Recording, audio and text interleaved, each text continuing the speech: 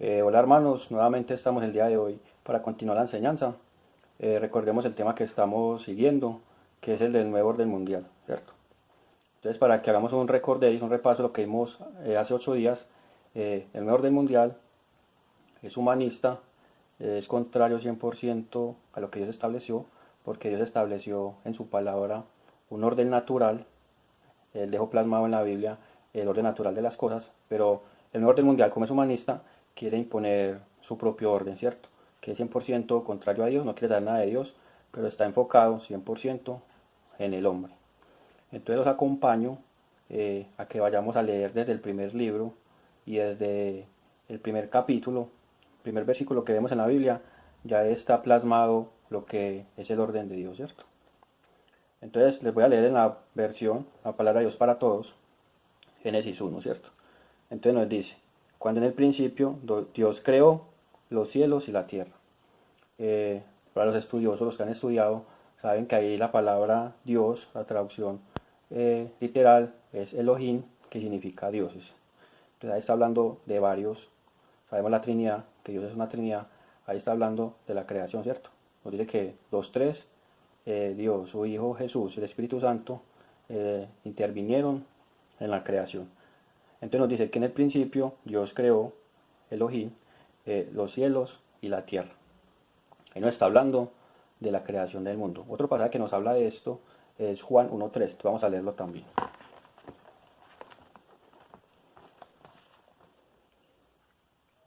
¿Qué nos dice Juan 1.3? Todo, acá está hablando de cierto, todo está hablando de todo el universo. Todo se hizo por aquel que es la palabra. Sin él nada se habría hecho. Entonces vamos a leerlo desde el 1. Aquí está hablando de Cristo como el verbo, ¿cierto? Entonces nos dice así. Antes del comienzo del mundo ya existía la palabra. ¿Quién es la palabra? El verbo. Sabemos que era Jesús, ¿cierto? O sea, Jesús no es que Jesús empezó a existir cuando vino al mundo y Dios escogió una virgen para que fuera su madre, para que creciera en el vientre de ella, no. Jesús existía desde antes de que el mundo fuera hecho, ¿cierto?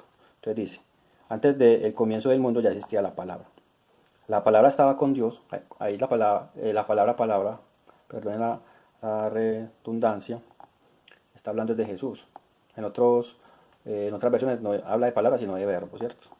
Entonces dice, la palabra estaba con Dios, Jesús estaba con Dios y era Dios. No como tal malas traducciones, que ni siquiera son traducciones, sino que son versiones que han sido manipuladas por los hombres, que dice que y era un Dios. No, no es un Dios con minúscula. La traducción verdadera nos dice que era Dios, o sea, Jesús está al mismo nivel del Padre, ¿cierto? Estaba ahí con Dios, ¿quién? La palabra del verbo Jesús. En el comienzo. Desde el comienzo, lo acabamos de leer en Génesis 1.1, donde nos dice que Elohim, o sea, varios, no está hablando de un Dios, no nos está hablando de un solo, de un Dios unitario, sino que nos está hablando de un Dios que son tres, ¿cierto? Acá también en Juan nos está corroborando, ¿qué nos está diciendo? Estaba ahí con Dios desde el comienzo, Jesús, que en la creación estaba ahí, él ya estaba presente ahí, y también ayudó en la creación. Todo se hizo por aquel que es la palabra. ¿Quién es? La palabra Jesús. Sin él, nada se habría hecho. O sea, porque existe todo por Jesús, que es la palabra que estaba desde el principio con Dios y que también es Dios. Un pasaje que se ve pues como muy facilito, pero en realidad es demasiado, demasiado profundo, tiene una profundidad muy grande. Mire que está haciendo referencia al libro de Génesis, está hablando de la creación del mundo, está hablando de la Trinidad, está hablando de que desde el principio, desde que antes que todo fuera creado, ya existía Jesús. O sea, es un versículo para que lo estudien, muy profundo. Entonces vemos que la Biblia, en su orden natural de las cosas, que está diciendo Dios en el orden natural que Él estableció, que quién fue el que creó todo, Él, ¿cierto? Que Dios fue el creador de todo lo que vemos, de todo lo que existe, del universo en el que vivimos. Pero, ¿qué nos dice el nuevo orden mundial? El nuevo orden mundial tiene su propia teoría, por así decirlo, porque lo que la Biblia nos narra no es una teoría, es una verdad. La palabra de Dios es la verdad. ¿Y qué nos dicen ellos? Que todo fue hecho, pero espontáneamente, que no hubo como un ente externo que interviniera, sino que ellos hablan de un Big Bang, que de un momento a otro la masa infinita de todo el universo estaba concentrada en un punto y que de un momento a otro toda esa energía y toda esa masa fue liberada y que empezó a expandirse el universo. Que así fue como se creó el universo. O sea, no que hubo un creador, eh, algo inteligente que se dedicó pues como a hacer esto, sino que eso de la nada salió, surgió solo, pues cierto. Eso es lo que nos dice el nuevo orden mundial. Entonces continuemos leyendo otros pasajes. Si vamos por ejemplo a Hebreos 3, del 3 al 4.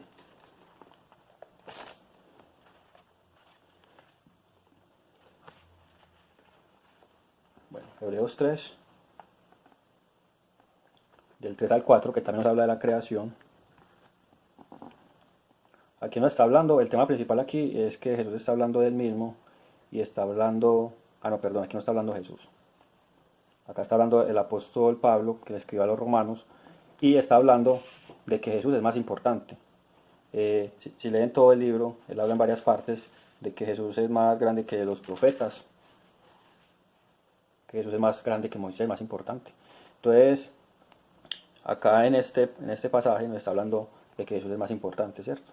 O sea, Jesús no simplemente fue un profeta a mano, él tiene una importancia diferente porque él trajo la salvación a nuestras vidas. Entonces nos dice desde el 1.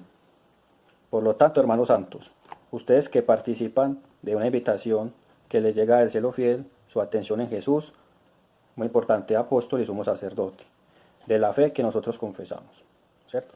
Entonces ahí está dando pues como una introducción de la importancia de Jesús y está diciendo que él es apóstol y sumo sacerdote de nuestra fe. Y acá nos va a hablar de Moisés. Él fue fiel a Dios, tal como Moisés, está en la comparación, está diciendo que los dos fueron fieles. Fue miembro fiel de la familia de Dios. Y ya acá está haciendo, va a hacer una aclaración, hay un pero, ¿cierto?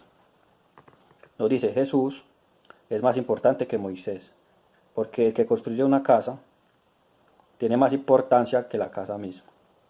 Algo muy interesante, ¿cierto? Y nos dice en el 4, toda casa tiene un constructor, pero Dios es el arquitecto del universo, que es lo que nos interesa. ¿Qué nos está hablando ahí? Toda casa tiene un constructor. Ustedes ven una casa, un edificio y ustedes piensan, no, eso salió de la nada, no hubo nada externo que intervino, sino que eso se hizo ahí solo, no. Todo tiene un constructor.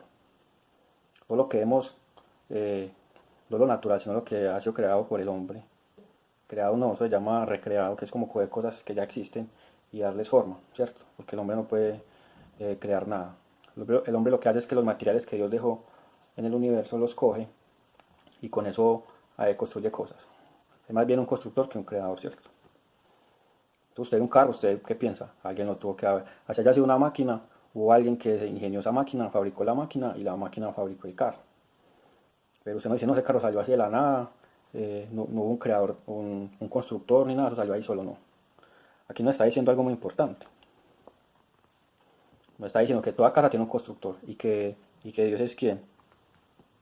Pero Dios es el arquitecto del universo. Acá nos está corroborando lo que leímos en Génesis, de que hay un constructor del universo y que es Dios, que es contrario a lo que nos dice el nuevo orden mundial. Nos dice que no hay un constructor, que no hay un ser omnipotente, un ser inteligente, que fue el que creó todo lo que vemos. Ellos nos dicen que no, que eso salió de la nada, que fue una explosión, que toda esa masa que estaba condensada en un solo punto, de un momento a otro, sin que nada interviniera, ¡pum!, de ahí salió todo y empezó a expandirse el universo.